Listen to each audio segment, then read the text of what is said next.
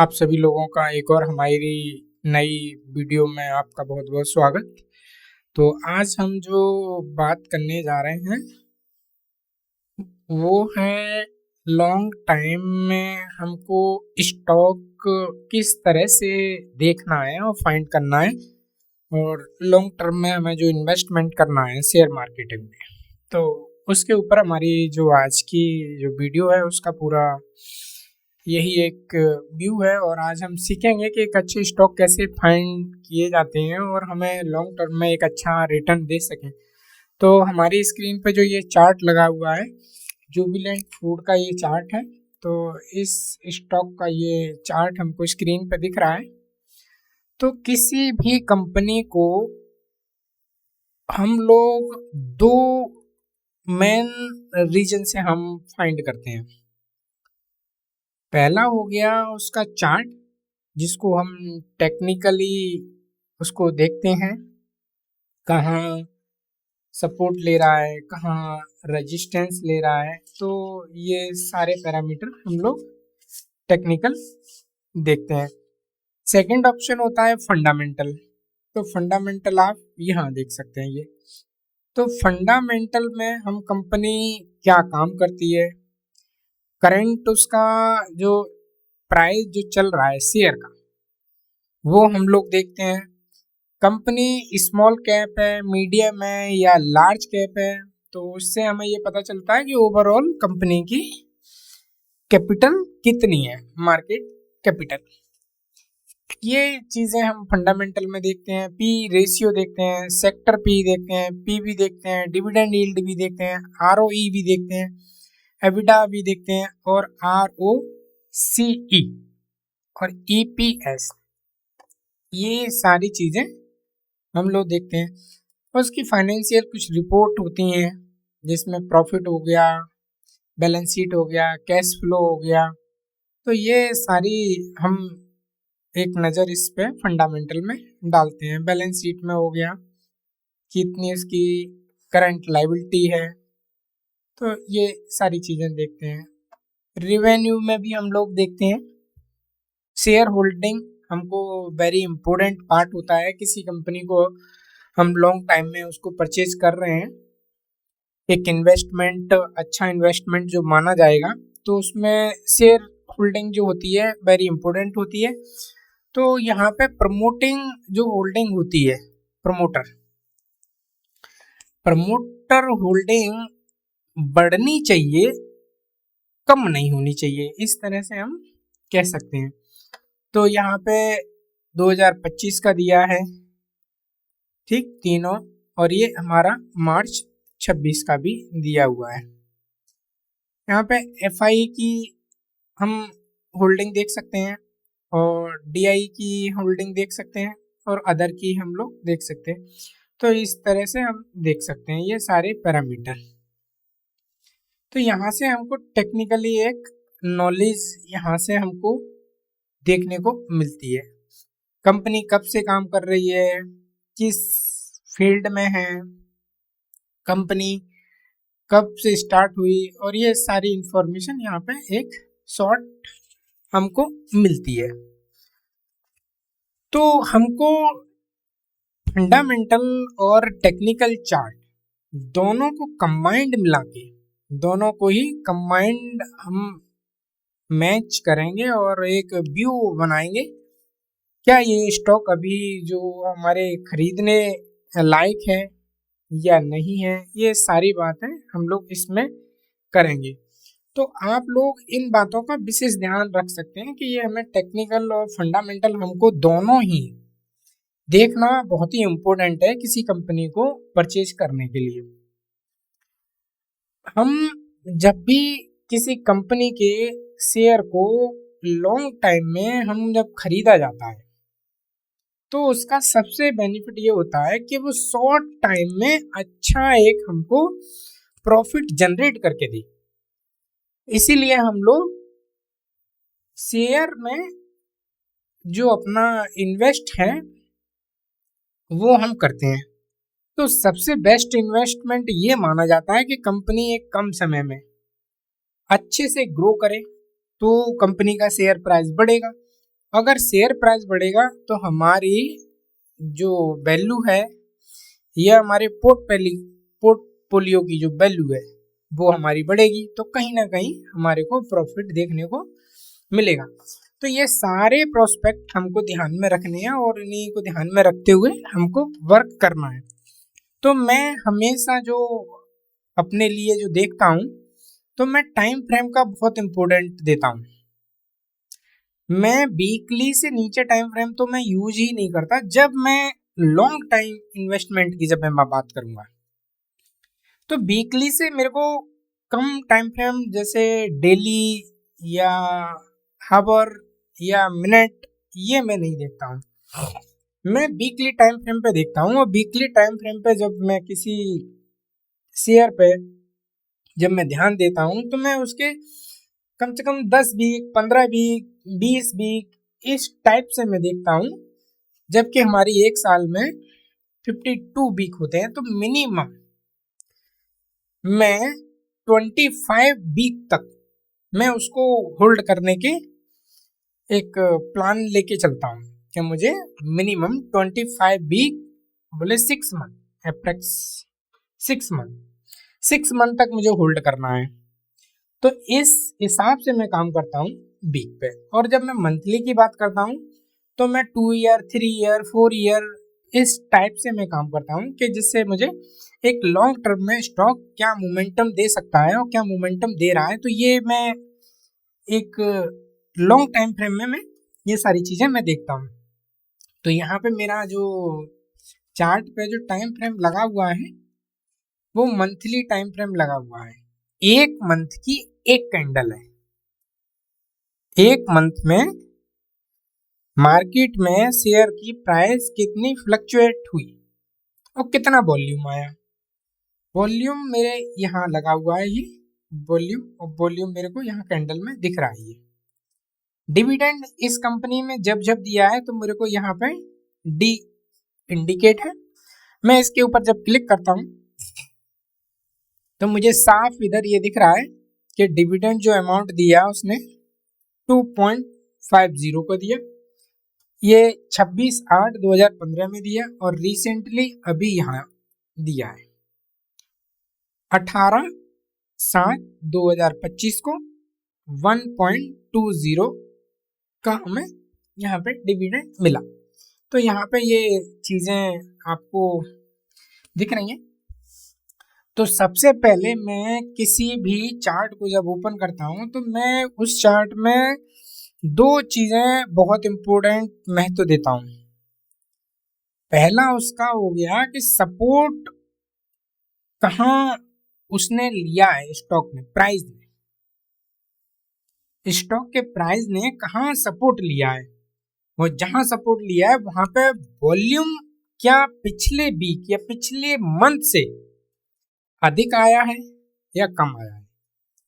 अगर उसका volume buying में अगर अधिक आया है, तो मैं यहाँ से स्टॉक को एक अच्छा बाइंग जोन में जाते हुए मैं देख सकता हूँ, क्योंकि यहाँ से स्टॉक अपनी बाइंग कंडीशन में आ सकता है और बायर यहाँ से इंटरेस्टेड हो सकता है, और वो एक अच्छा मूवमेंट बहुत ही कम समय में मेरे को दे सकता है। तो सबसे पहले मैं एक सपोर्ट लाइन ड्रॉ करूंगा। तो सपोर्ट लाइन ड्रॉ करने के लिए मैंने पिछले वीडियो में बताया है, आप लोग प्लेलिस्ट में जाके चेक कर सकते हैं।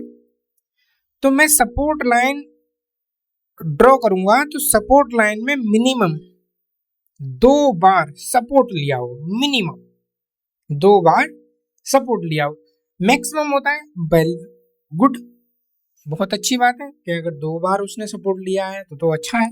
3 बार लिया है या 3 से अधिक लिया है या 2 से अधिक लिया है, तो वो बहुत ही अच्छी बात है।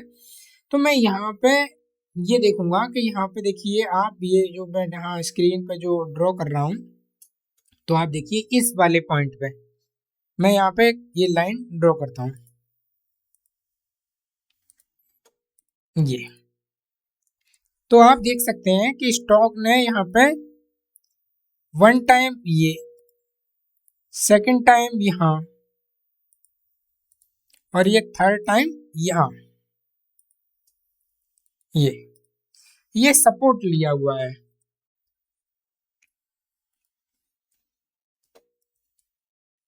सपोर्ट यहाँ लिया हुआ है। तो स्टॉक मिनिमम 3 टाइम यहाँ सपोर्ट लिया है और तीनों टाइम स्टॉक ने सपोर्ट देने के बाद में कहाँ से रिवर्स हुआ है। अगर मैं यहाँ देखूं तो पहले में यहाँ से रिवर्स हुआ है, दूसरे में मेरे को यहाँ से कहीं ना कहीं रिवर्स हुआ है और तीसरे में क्या संभावनाएं बनेंगी, ये एक देखने वाली बात है। जो मंथली चार्ट पे जो मेरा टेक्निकल चार्ट है या जो ग्राफ है वो लगा हुआ है, तो वो यहाँ ये चीज देखनी है। तो सबसे पहले मैं इसी चीज को रेजिस्टेंस बोलता हूँ और मैं इसको ड्रॉ करता हूँ। फर्स्ट टाइम स्टॉक ने यहाँ सपोर्ट लिया, यहाँ सपोर्ट लेने के बाद में स्टॉक ने कहीं ना कहीं यहाँ अपने आप को रेजिस्टेंस फेस किया। यहाँ आप देख सकते हैं कि यहाँ स्टॉक ने कहीं ना कहीं रेजिस्टेंस फेस किया, ये यहाँ क्लियर, यहाँ रेजिस्टेंस फेस किया। नेक्स्ट टाइम अगर ये स्टॉक अप जाता है तो कहीं ना कहीं यहाँ आप रेजिस्टेंस फेस कर सकता है, ये हम बोल सकते हैं कि स्टॉक यहाँ कहीं ना कहीं रेजिस्टेंस फेस करता है।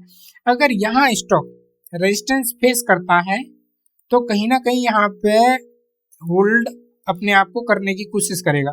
अगर स्टॉक यहाँ अपने आप को होल्ड कर रहा है और हाई वॉल्यूम में अगर ब्रेकआउट देता है तो स्टॉक अपने मूवमेंट आगे की तरफ दे सकता है। सिंपल सा कहना यहाँ पे सिर्फ इतना है कि स्टॉक कहीं ना कहीं यहाँ से अपना मोमेंटम दे सकता है। अगर स्टॉक में ये पोजीशन क्रिएट हो सकती है, संभावना है हो सकती है स्टॉक कहीं ना कहीं अगर यहीं से ही यहाँ पे एक अच्छा खासा रेजिस्टेंस फेस करता है और स्टॉक अपना होल्ड नहीं कर पाता है और बैक कर लेता है, तो स्टॉक कहीं ना कहीं यहाँ पे एक सपोर्ट फिर से लेगा और सपोर्ट लेने के बाद में फिर इसको ब्रेकआउट करेगा, फिर यहाँ अपना एक जो है रैली दिखाएगा।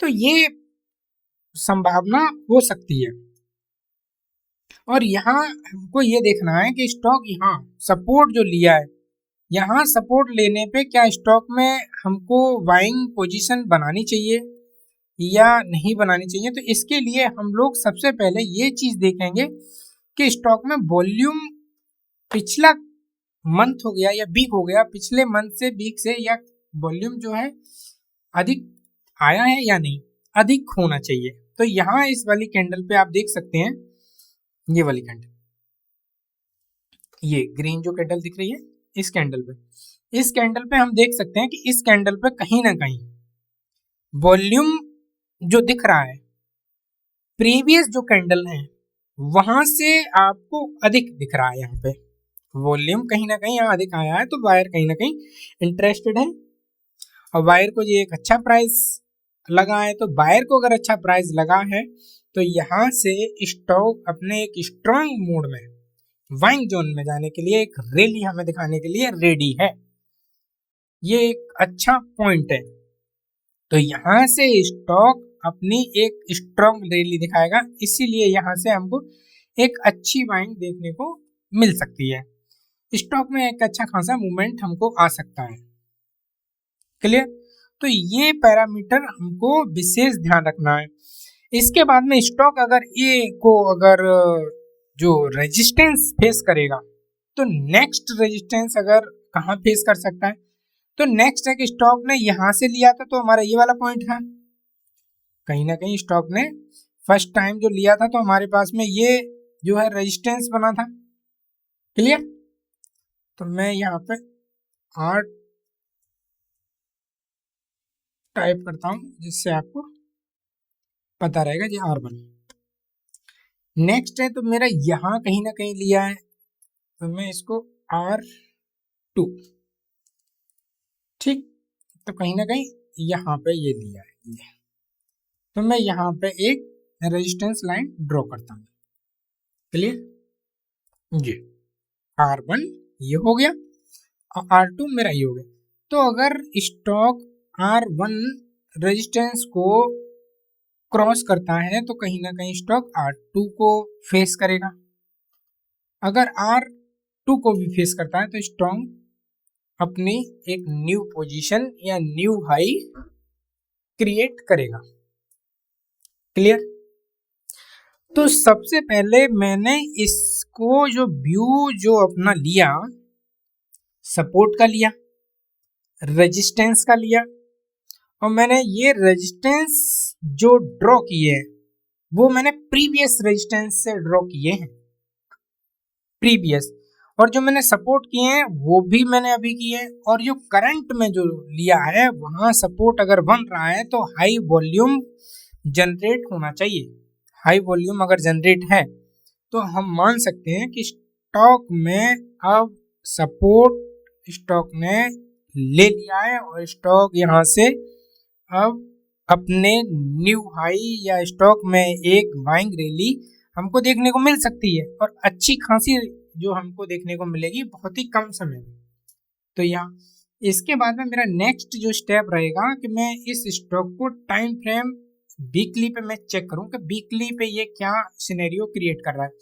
तो मैं स्टॉक को यहाँ पे मंथली चार्ट से मैं सीधा वीकली टाइम फ्रेम पे मैं यहाँ पे शिफ्ट करता हूँ। तो वीकली टाइम फ्रेम पे आप यहाँ पे देख सकते हैं कि स्टॉक में किस तरह के मोमेंटम रहे हैं। एक बार मैं इसको छोटा करके आपको देखता हूँ। अब देखिए यहाँ से स्टॉक मोमेंटम ये, इसके बाद यहाँ सपोर्ट लिया, रेजिस्टेंस फेस किया, सपोर्ट लिया, और यहाँ से फिर यहाँ पे अपना जो है रेजिस्टेंस फेस किया, लेकिन इसने ब्रेकआउट दे दिया ये स्ट्रॉन्ग। वॉल्यूम कंटिन्यू यहाँ पे देखिए, वॉल्यूम ये यहाँ से स्टॉक में कहीं जाके यहाँ पे जो एक रेजिस्टेंस फेस किया तो कहीं ना कहीं आप देख सकते हैं कि इसके यहाँ ये वाला पॉइंट, यहाँ पे स्टॉक ने जो एक सपोर्ट लिया था, ये वाला पॉइंट स्टॉक ने जो कहीं ना कहीं यहाँ जो सपोर्ट लिया था उसको स्टॉक ने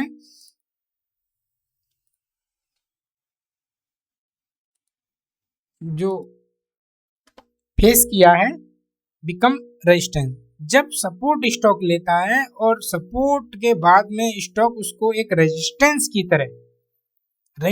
तरह फील करता है तो कहीं ना कहीं स्टॉक ने यहाँ पे फिर से रेजिस्टेंस फेस किया है। स्टॉक ने फिर से रेजिस्टेंस फेस करने के बाद में स्टॉक में एक सेलिंग अच्छी खासी हमको देखने को मिली, स्टॉक में सेलिंग देखने को मिली। तो यहीं पे स्टॉक में सपोर्ट भी क्रिएट था यहाँ प्रीवियस टाइम, तो यहाँ से स्टॉक ने फिर से पुनः बाइंग दिखाई, और बाइंग दिखाने के बाद में स्टॉक ने यहाँ कहीं ना कहीं फिर से रेजिस्टेंस फेस किया।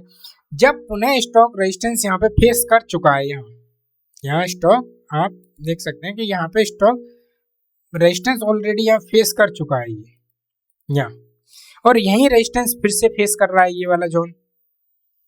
तो स्टॉक में जहाँ कहीं पुनः अगर उसको रेजिस्टेंस फेस करने को मिलेगा तो रेजिस्टेंस वो फेस करेगा। तो स्टॉक में ये एक बार फिर रेजिस्टेंस फेस किया, स्टॉक ने फिर से गिरावट शो की, और गिरावट शो की तो यहाँ आप देख सकते हैं कि यहाँ गिरावट शो की तो प्रीवियस में कहीं ना कहीं स्टॉक ने यही सपोर्ट लिया, आज भी यही सपोर्ट ले रहा है, और स्टॉक ने इसी को एक रेजिस्टेंस फेस किया था। यहाँ पे भी आप देख सकते हैं ये चीज, ये जोन जो बहुत स्ट्रॉन्ग इसने टाइम पास किया है यहाँ। तो स्टॉक ने फिर कहीं ना कहीं यहाँ देखिए काफी स्टॉक ने इसको सपोर्ट की तरह रिएक्ट किया है, लेकिन स्टॉक में जो है सेलिंग रही और स्टॉक में गिरावट हमको देखने को मिली। स्टॉक में कहीं ना कहीं इस वाले पॉइंट पे आप देख सकते हैं, ये वाला जो पॉइंट में जहाँ पे अभी मेरी लाइन जो दिख रही है ये वाला, ये तो इस लाइन पे मैं कर्सर को लाता हूं तो आप देख सकते हैं कि स्टॉक में प्रीवियस टाइम में भी एक रेजिस्टेंस फेस किया है, स्टॉक में रेजिस्टेंस फेस किया है। तो रेजिस्टेंस अगर फेस किया है तो स्टॉक में यहाँ से फिर से अपनी बाइंग जोन में जाने की संभावना है, या वायर यहाँ से इंटरेस्ट हो सकता है। लेकिन स्टॉक में कोई खास वॉल्यूम नहीं जनरेट हुआ, यहाँ पे वॉल्यूम कोई विशेष जनरेट नहीं हुआ, और यहाँ से कंटिन्यू फिर से हमको सेलिंग देखने की मिली। और सेलिंग यहाँ जो देखने को मिली वो यहाँ पे आप देखिए, ये जो कैंडल बनी है ये कैंडल रेड, ये जो कैंडल बनी है ये मैं मार्क करता हूं, तो ये कैंडल को आप देख सकते हैं कि ये जो कैंडल है रेड, ये आप रेड कैंडल को, तो यहाँ ये इनडिसीजन कैंडल बोली जाती है। तो इनडिसीजन कैंडल में यहाँ श्योर हो गया कि अब यहाँ से स्टॉक में अब सेलिंग नहीं होगी। सेलर बहुत ज्यादा एग्रेसिव सेल किया, लेकिन बायर इसको होल्ड करते रहे और इन डिसीजन कैंडल पे आके स्टॉक की प्राइस रुक गई और यहां से फिर होती है बाइंग। बाइंग हो जाने के बाद में फिर से स्टॉक में वीकली टाइम फ्रेम पे आप फिर से देख सकते हैं कि यहाँ कहीं ना कहीं सेलर फिर से एग्रेसिव है, और सेलर एग्रेसिव है, लेकिन इस कैंडल ने बिल्कुल साफ साफ इंडिकेट कर दिया कि यहाँ से अब बाइंग शुरू है, बाइंग जोन यहाँ से शुरू है और स्टॉक अपनी एक अच्छी खासी रैली यहाँ से देगा और स्टॉक में हमको रैली आने वाले कुछ समय में हमको देखने को मिल सकती है। तो हम लोग लॉन्ग टर्म के लिए जब स्टॉक को इस टाइप से हम देखते हैं तो ये सारे पैरामीटर हम बहुत ही ध्यान में रखते हैं, क्योंकि हमें लॉन्ग टाइम में स्टॉक को एक अच्छा वैल्यूएबल, एक अच्छा हमें प्रॉफिटेबल हमें स्टॉक को देना है। तो इसीलिए ये हमें जो टाइम फ्रेम है, सपोर्ट रेजिस्टेंस है, ट्रेंड लाइन है, ये सारी की सारी चीज़ें हमको बहुत ही ज़्यादा ध्यान में रखनी है और अपने पोर्टफोलियो को एक हेल्थी पोर्टफोलियो के रूप में हमें रखना है। तो इतना ही मेरे को वीडियो में जो है आप लोगों को बताना था। तो आप सभी लोग ये अगर वीडियो काफ़ी अच्छी लगी और आपको इससे अपने पोर्टफोलियो को लेके आपको इस तरह की नॉलेज और चाहिए तो मुझे कमेंट्स कीजिए किस स्टॉक पे चाहिए, और ये वीडियो अगर आपको पसंद आई है तो ज़रूर मुझे कमेंट्स कीजिए और लाइक कीजिए। अगर आप हमारे चैनल पर न्यू हैं तो सब्सक्राइब मुझे ज़रूर कीजिए। आप लोगों का पुनः बहुत बहुत धन्यवाद।